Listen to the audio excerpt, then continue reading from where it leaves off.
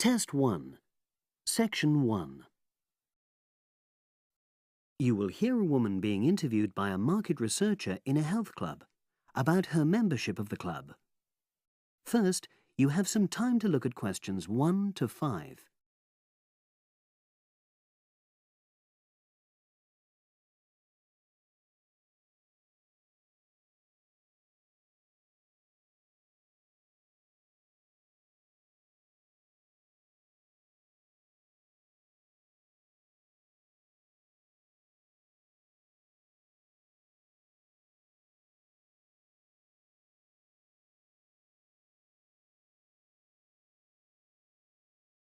You will see that there is an example which has been done for you.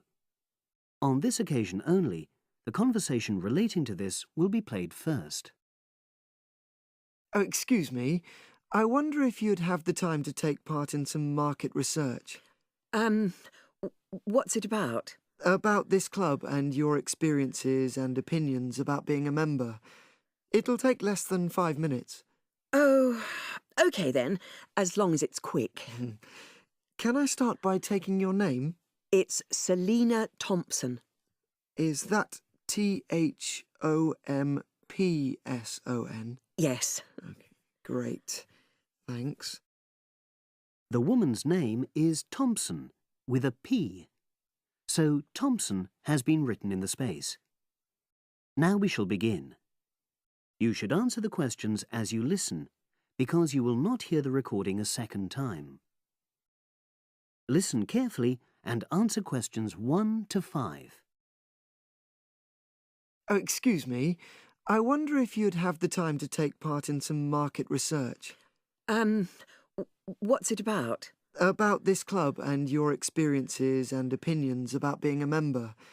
It'll take less than 5 minutes. Oh, OK then, as long as it's quick. Can I start by taking your name? It's Selina Thompson. Is that Thompson? Yes. Okay, great. Thanks. And what do you do for a living?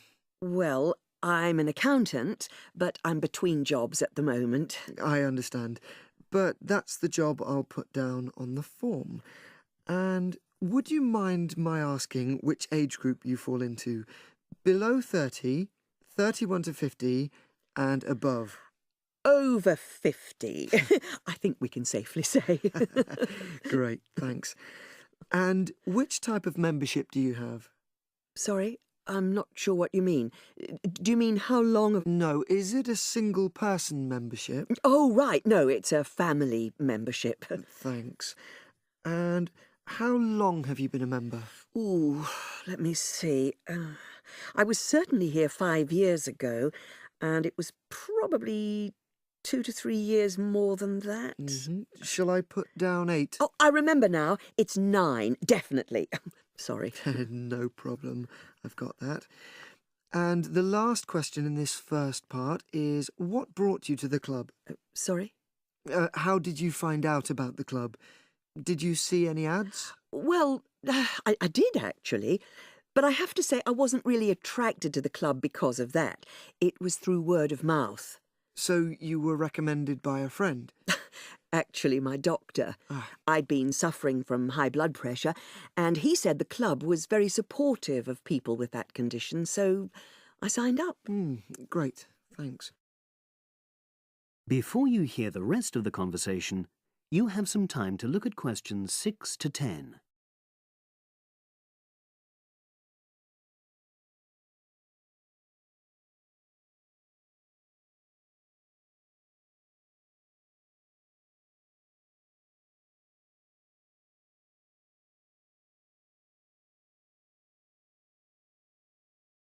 Now listen and answer questions 6 to 10. Now, for the second part of the form, I want to ask a bit more about your experience of the club. Sure.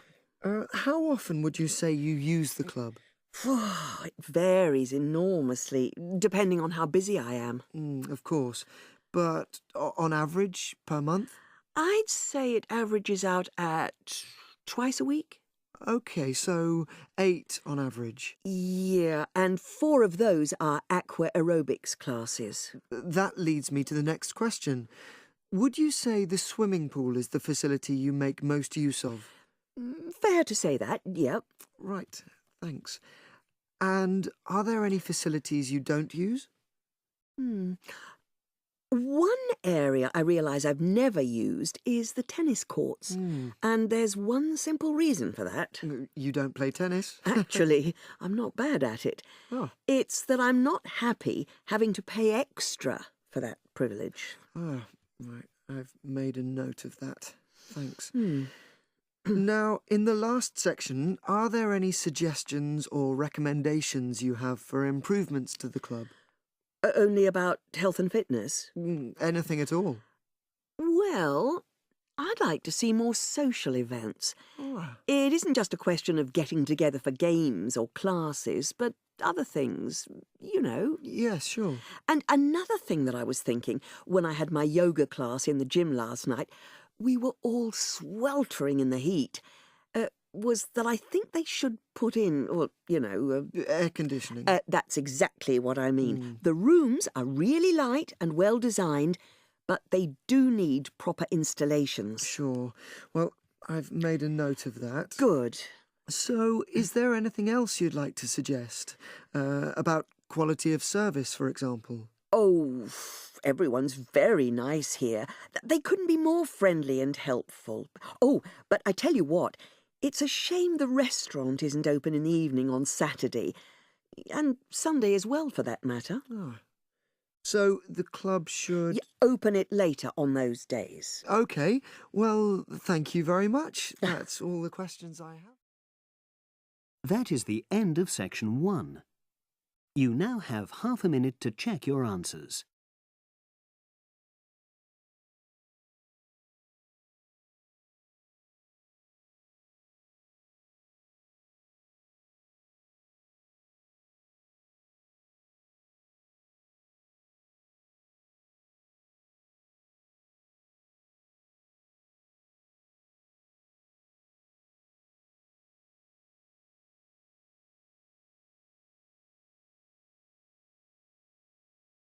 Now turn to section 2.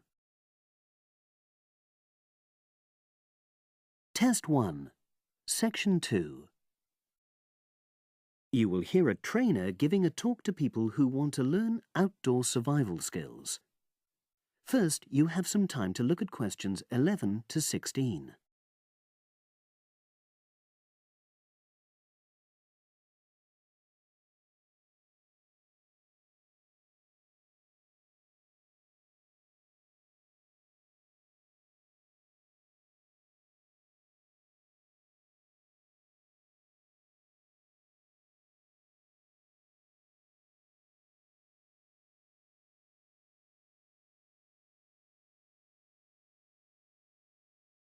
Now listen and answer questions 11 to 16. Good morning, everyone, and welcome to our outdoor survival program. As you know, this week you'll be learning some of the basic information and skills you need to look after yourself independently in the outdoors. These first 2 days we'll be based here in the classroom, and then we'll be taking a camping trip to put into practice some of the things you've learned. I'm going to start off with the topic of food. And to start with, I'll describe just 2 methods which we'll be putting into practice at our camp, and which make use of natural resources, the steam pit and the bamboo pot. I've got 2 posters here to make things clearer, and I'll start with the steam pit here. To make this, you'll need some dry sticks, some grass, some loose earth, and some stones. And for this week only, some matches. The first thing you do is to dig a shallow pit in the place you've chosen to do your cooking. Let's say about 25 centimeters deep and 30 centimeters wide. Your sticks have to be a bit wider than the pit because you have to put a line of them along the top from one end of the pit to the other. Before setting light to these, you take some large stones and arrange them on top. Then you start the fire and wait till the wooden platform burns through and the stones fall into the pit. At this point, brush away any pieces of hot ash from the stones. You can use a handful of grass and then take another stick and push it down into the center of the pit, between the stones. After that, you cover the whole pit with a thick layer of grass. And then you can put your food on it, wrapped in more pieces of grass, like parcels. Finally, cover the whole thing with earth. You have to pat it firmly to seal the pit. Then all you have to do is take the stick out and pour a bit of water into the opening that it leaves. It should take about 4 hours for your food to cook, as it cooks slowly in the steam that's created inside the pit. Now you have some time to look at questions 17 to 20.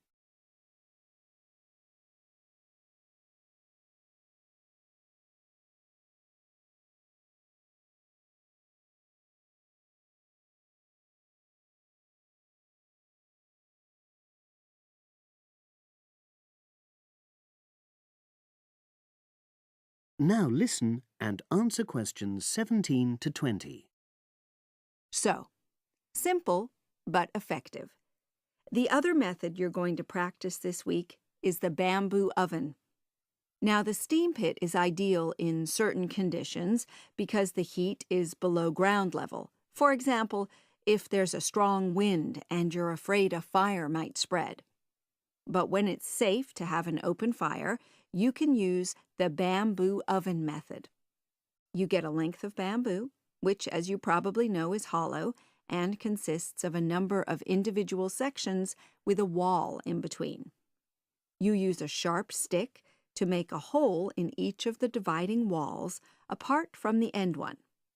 Then you lean the bamboo over a fire, with the top propped up by a forked stick and the bottom sitting on the ground. You pour enough water in the top to fill the bottom section, and then light a fire underneath that section to heat the water. Then you put your food inside the top section, and the steam coming up the bamboo through the holes you made cooks it. I'm going to move on now to food itself and talk about some of the wild plants you might cook. I'm going to begin with fungi. That's mushrooms and toadstools. I'm sure you'll be aware that some of these are edible and they're delicious, but some of them are highly poisonous.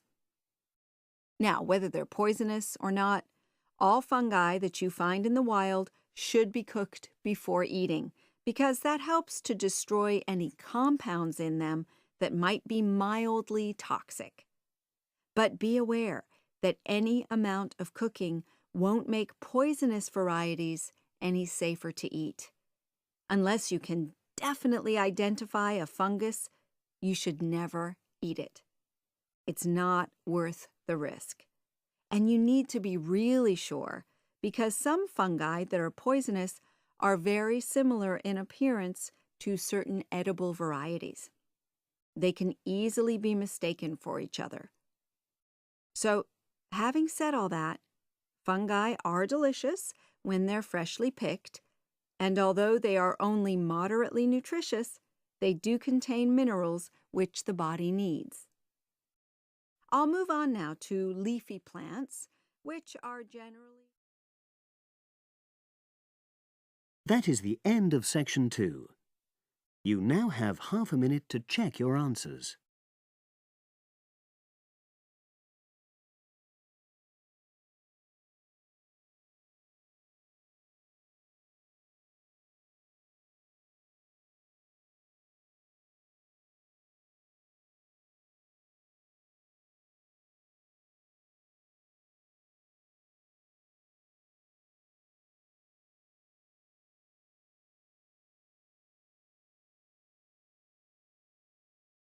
Now turn to section 3.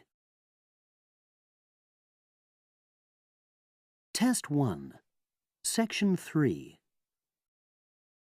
You will hear a woman called Phoebe who is training to be a teacher, talking to her tutor called Tony about research she has done in a school.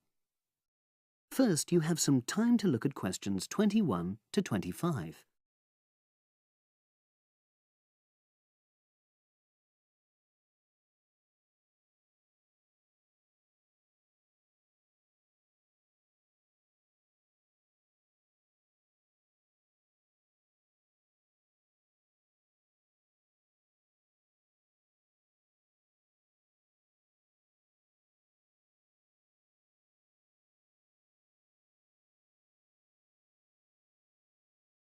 Now listen and answer questions 21 to 25.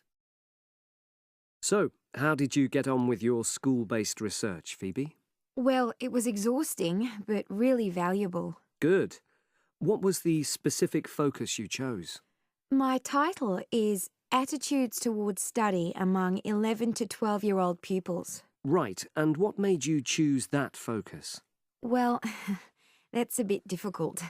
Lots of my classmates decided on their focus really early on, mainly on the basis of what they thought would help in their future career, in their first years teaching.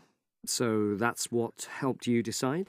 Actually, it was that I came across a book written by experienced teachers on student attitudes, and that motivated me to go for the topic. Okay. So what were your research questions or issues? Well, I wanted to look at the ways students responded to different teachers, particularly focusing on whether very strict teachers made teenagers less motivated. And from your research, did you find that was true? No, not from what I saw, from my 5 days observation, talking to people and so forth. Okay.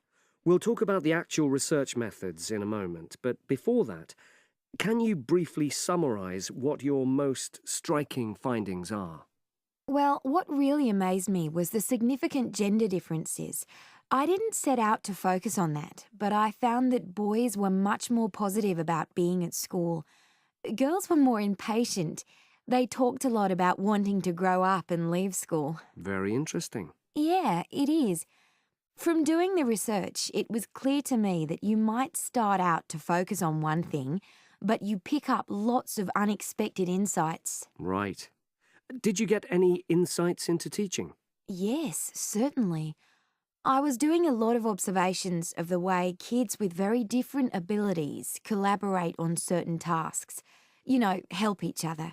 And I began to realise that the lessons were developing in really unexpected ways. So what conclusion do you draw from that? Well, I know it's necessary for teachers to prepare lessons carefully, but it's great if they also allow lessons to go their own ways. Good point. Now, I'm really pleased to see you doing this. Analysing and drawing conclusions based on data. But surely this isn't proper data. Because it's derived from such small-scale research. Well, as long as you don't make grand claims for your findings, this data is entirely valid. I like the way you're already stepping back from the experience and thinking about what you've learned about research. Well done. But I know I could have done it better. As you become more experienced, you'll find ways to reduce the risk of difficulties. Okay. Now you have some time to look at questions 26 to 30.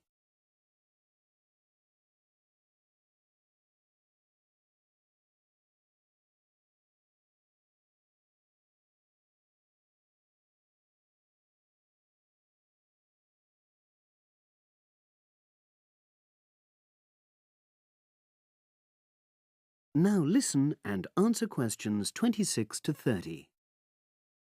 So, let's look in more detail at how you gathered your data.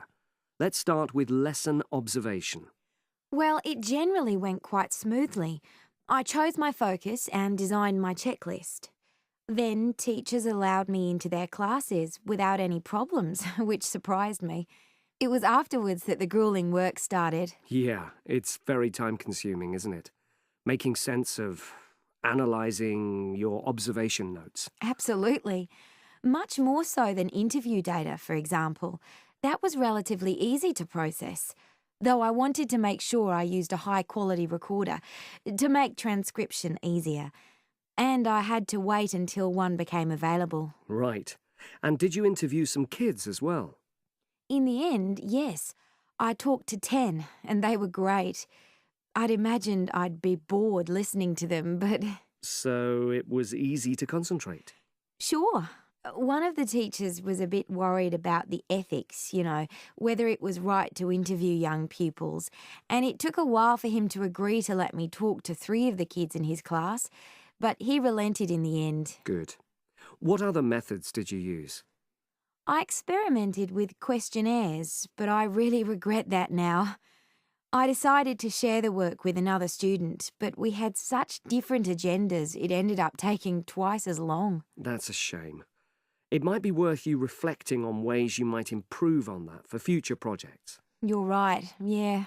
OK. And the other thing I did was stills photography. I didn't take as many pictures as I'd hoped to. Lack of time?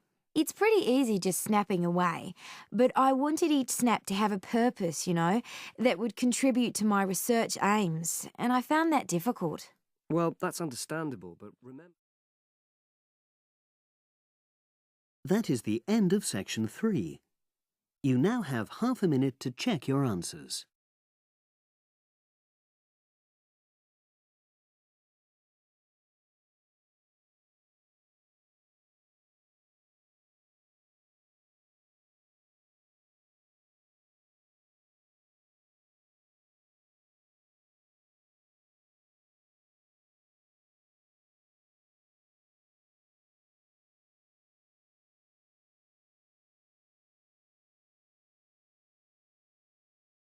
Now turn to section 4. Test 1, section 4. You will hear an environmental studies student giving a presentation about his project on saving an endangered species of plant. Now you have some time to look at questions 31 to 40.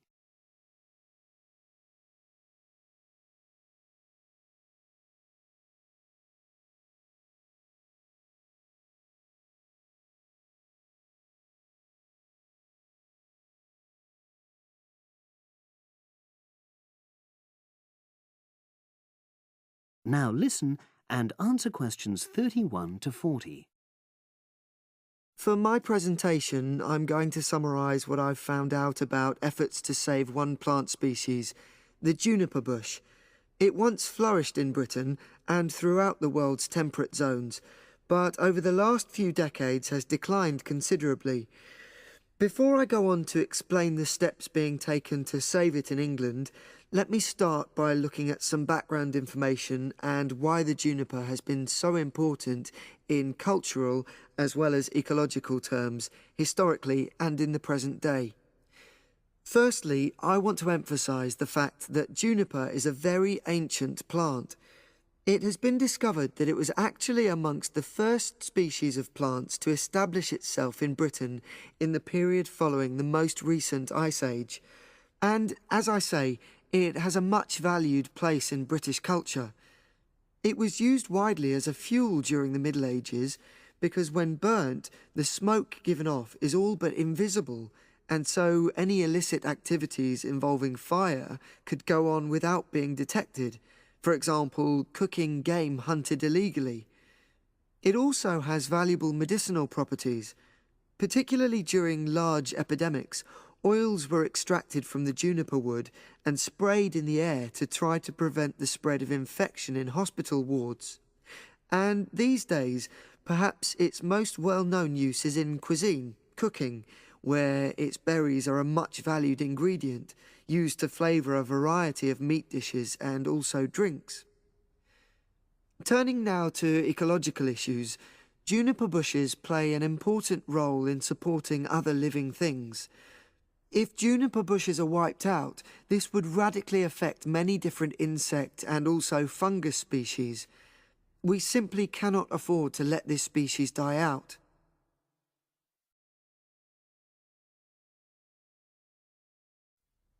So, why is the juniper plant declining at such a rapid rate?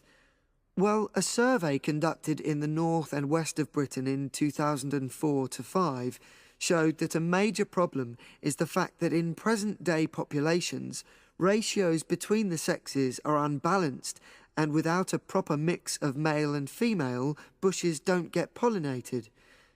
Also, the survey found that in a lot of these populations, the plants are the same age, so this means that bushes grow old and start to die at similar times, leading to swift extinction of whole populations. Now, the charity Plant Life is trying to do something to halt the decline in juniper species.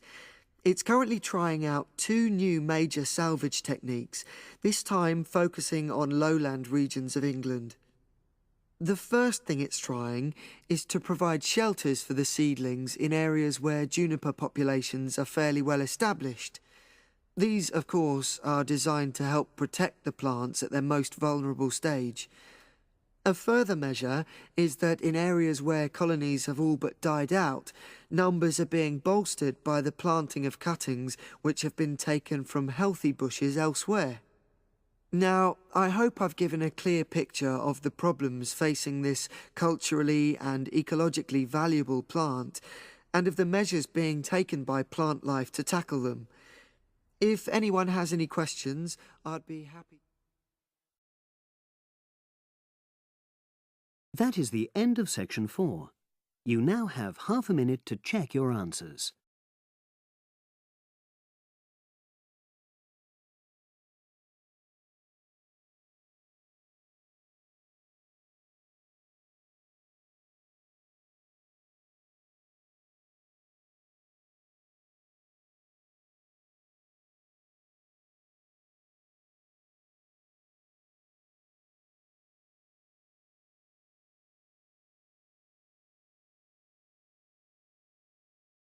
That is the end of the listening test.